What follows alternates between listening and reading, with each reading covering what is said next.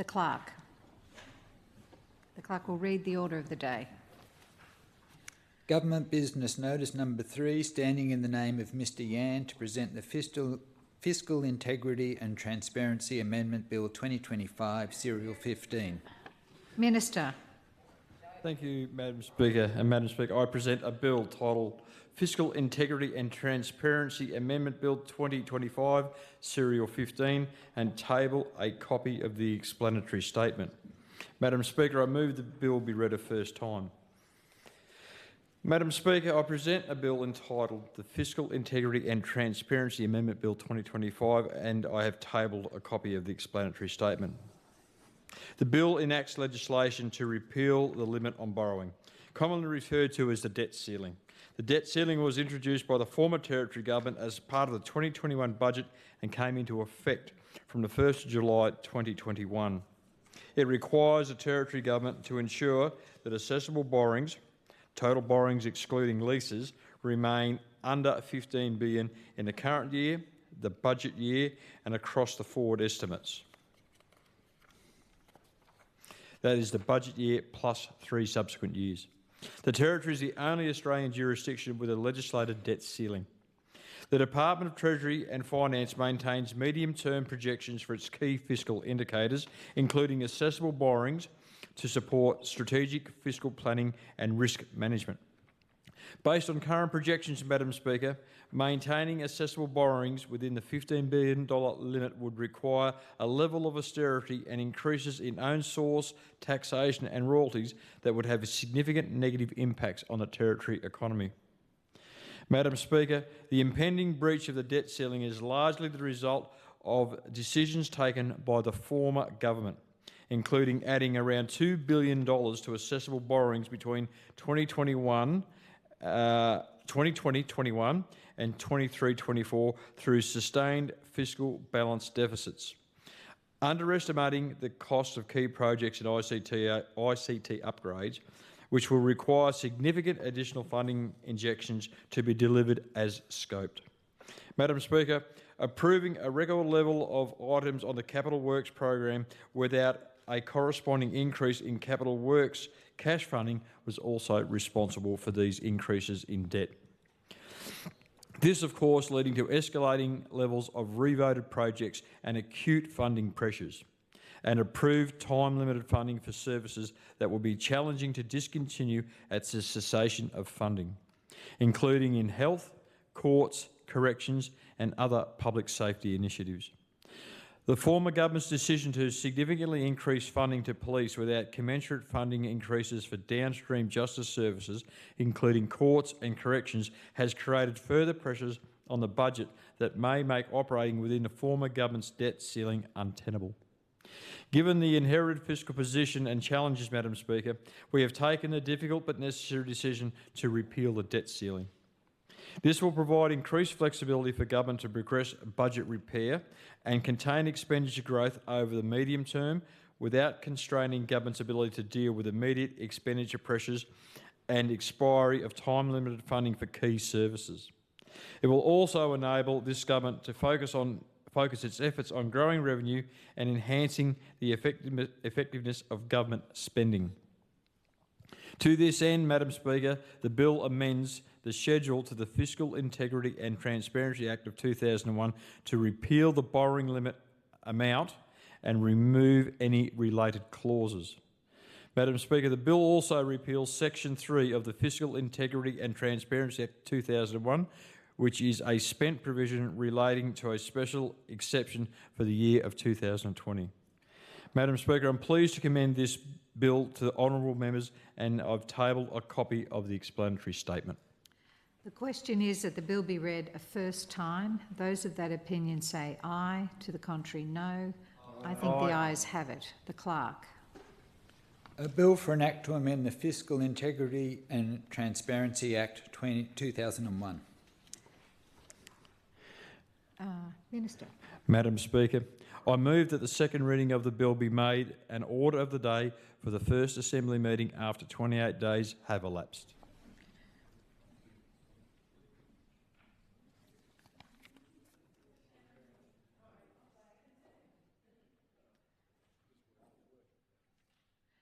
So the question is that the motion be agreed to.